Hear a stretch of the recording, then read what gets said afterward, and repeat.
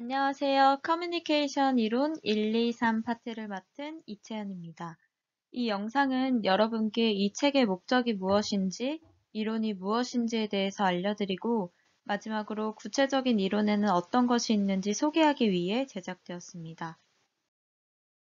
이 영상은 크게 네 부분으로 나뉘는데요. 먼저 책에 대한 내용, 그 다음으로 이론에 대한 내용, 세 번째로는 글 읽기란 무엇인지에 대해서 배우고, 마지막으로 미디어 이론에는 어떤 것이 있는지 하나 구체적인 이론을 소개해드리면서 영상을 마치고자 합니다. 먼저 책에 대한 내용입니다. 이 부분에서는 책의 목적과 구성에 대해서 알려드리겠습니다. 이 책은 세 가지 목적을 가지고 있는데요. 첫째, 학생들의 학위를 위한 공부를 돕기 위해 만들어졌습니다. 이 책을 통해 학생들은 자신의 지식과 기술을 개발할 수 있습니다. 이 지식과 기술은 비판적인 사고를 가진 미디어 이론 분야의 권위자가 될 수 있도록 우리에게 도움을 줄 것입니다. 두 번째 목적은 학생들의 미디어 이론에 대한 이해를 높이기 위해 만들어졌습니다. 학생들은 이 책을 통해 미디어 이론 분야에 대한 인식을 개발할 수 있습니다. 더 나아가 미디어 이론이 어떤 기원을 가지고 있는지, 또한 어떤 발전 과정을 거쳐왔는지를 이해함으로써 미디어 이론에 대한 심도 있는 이해가 가능하도록 할 것입니다. 이는 학생들이 용이하게 미디어 이론을 다양한 현상에 적용할 수 있도록 도울 것입니다. 마지막으로 이 책은 학생들이 책의 이론을 잘 적용해서 이를 재정의할 수 있도록 장려합니다. 이를 통해 학생들은 미디어 이론 분야에 권위 있는 리더가 되는 것에 한 발짝 나아갈 수 있습니다. 또한 더 나아가 자신의 글쓰기 기술과 말하기 기술 역시 함양할 수 있을 것입니다. 다음은 책의 구성입니다. 이 책은 크게 네 부분으로 이루어져 있습니다. 먼저 첫 번째 부분에서는 책의 이론적 근거를 제시하며 시작합니다. 이 부분에서는 책의 제목인 Reading Media Theory에 대한 개괄적으로 알려줍니다. 두 번째 부분에서는 주요 학자들과 이 학자들의 연구가 진행된 곳에 대한 내용을 배울 수 있습니다. 이는 무려 11개의 챕터로 이루어져 있는데요. 이 책을 통해서 다양한 학자의 사고와 여러 학문의 유래에 대해서 배울 수 있을 것입니다. 세 번째 파트는 본격적으로 미디어 이론에 대해 접근합니다. 미디어 이론에는 어떤 것이 있는지, 어떤 학자가 어떤 이론을 고안해냈는지에 대해서 배울 수 있습니다.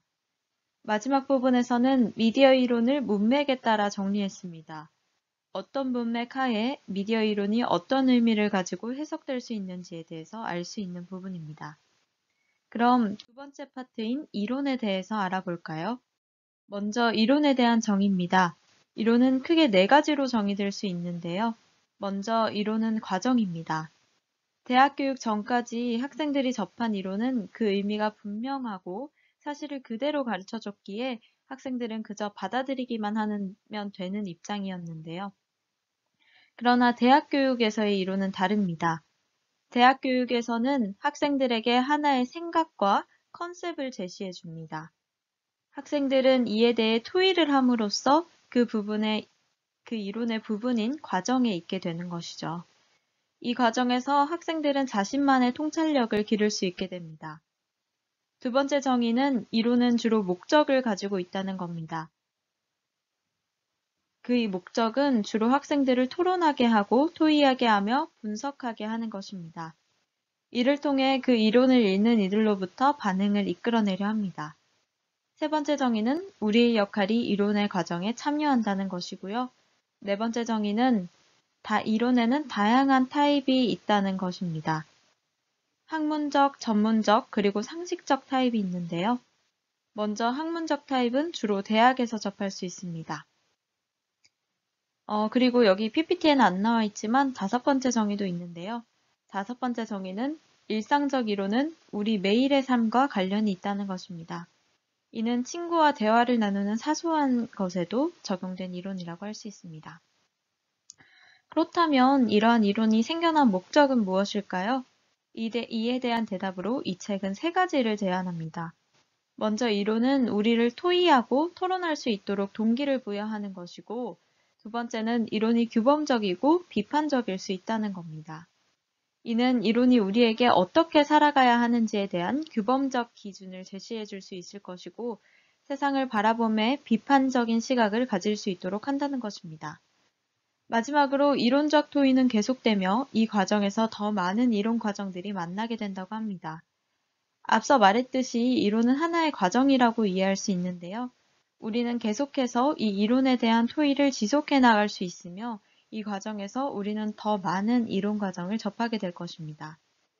그럼 이제 파트의 두 번째, 마지막 이론 교육에 대해서 말씀드리겠습니다. 먼저 이론은 하나의 논문으로 작성된 뒤 출판물로 발간되어야 합니다. 그 이유는 논문이 발간됨으로써 많은 사람에게 알려지게 되고 결국은 가르쳐지게 됨으로써 계속해서 그 이론이 전수해 나갈 수 있기 때문이죠. 또한 그 이론은 기존의 학파나 분야에 따라서 분류될 수 있는 것이어야 합니다. 그렇다면 이렇게 생성된 이론은 왜 교육돼야 하는 것일까요? 그 이유는 이론은 미디어 이론의 공부의 가장 핵심이기 때문입니다. 몇몇 중요한 미디어 이론을 알지 못하고서는 결코 미디어 이론에 대한 완전한 이해가 불가능합니다. 이렇게 습득한 이론은 이후에 실전에 적용해 기술로서 사용될 수 있습니다. 그럼 세 번째 파트인 글 읽기에 대해 소개해 드리겠습니다. 이 파트는 특히 대학에서의 글 읽기에 주목하고 있는데요. 그렇기 때문에 대학에서의 글쓰기는 이전 단계의 교육보다 더더욱 높은 수준을 요한다고 합니다. 대학에서의 글 읽기는 기초적으로 배움을 위해서 실행이 되는 겁니다. 글을 읽음으로써 학문을 학습하게 되는 것이죠. 그리고 대학에서의 높은 수준의 글 읽기를 요구하는 만큼 주의해야 할 사항 또한 존재하는데요. 먼저 우리는 글 읽기에 대해서 한 가지 완전하게 올바른 방식이 있다고 생각해서는 안 됩니다. 왜냐하면 사람마다 자신에게 맞는 글 읽기 방법이 있기 때문이죠. 그렇기에 우리는 우리 자신에게 맞는 글 읽기 기술을 개발해 나가기 위해서 힘써야 합니다. 이를 위해서 우리는 글을 읽을 때 스스로가 어떤 부분에서 어려움을 느끼는지 그리고 어떤 부분을 수월하게 읽는지에 대해서 찾아볼 필요가 있습니다. 그럼 이제 마지막으로 미디어 이론, 구체적인 미디어 이론에는 무엇이 있는지 소개해드리면서 영상을 마무리하겠습니다. 다뤄볼 이론은 프랑크푸르트 학파의 문화산업론입니다. 대표적인 학자는 아도르노로 문화산업론은 영화, 라디오, 텔레비전이 발명되면서 본격적으로 등장하기 시작한 문화산업에 대한 철학적, 사회학적 선행 연구에 속합니다. 아도르노의 시각은 문화산업에 국가와 자본이 통제적으로 개입하는 것에 대해 심도 있는 통찰력을 제공하는데요. 문화산업론은 노동과 상품에 관계된 경제적 관점을 문화산업에 응용했습니다. 이는 문화에 대한 개념화를 함과 동시에 문화산업과 대중문화의 획일화에 대한 비판적인 시각을 개척했습니다. 이에 대한 비판적인 시각도 존재합니다. 아도르노와 반대되는 학자는 베냐민으로 기술복제 시대의 예술작품이라는 논문을 통해 아도르노의 문화산업론을 비판했습니다. 베냐민은 우선 아우라의 붕괴를 소개했습니다. 아우라는 원본 작품에서 느낄 수 있는 신비함과 감흥을 뜻하는데요. 그러나 기술의 발달로 예술작품의 복제가 가능해지면서 이러한 아우라가 실종됐다고 말했습니다. 이 점에서 베냐민도 어느 정도 문화산업의 한계에 대해 인식하고 있음을 알 수 있습니다. 그러나 베냐민은 대중문화가 여전히 대중들의 적극적인 참여로 이루어진다고 생각했으며 이에 따라 대중문화를 긍정적인 시각으로 바라봤습니다. 이러한 쟁점들은 계속해서 존재하며 현재 대한민국의 대중문화에도 적용되고 있습니다. 이는 아까 대학에서의 글쓰기를 시각화한 자료고요. 이는 글 읽기에서 주의해야 할 점을 시각화했습니다. 그래서 결론은 저는 이론의 과정에 있다. 우리가 이론의 과정에 있기 때문에 우리가 이론의 부분이 된다는 것을 결론으로 제시했습니다. 이상으로 책의 목적, 이론, 글 읽기, 그리고 구체적인 미디어 이론 사례를 발표한 이채연입니다. 감사합니다.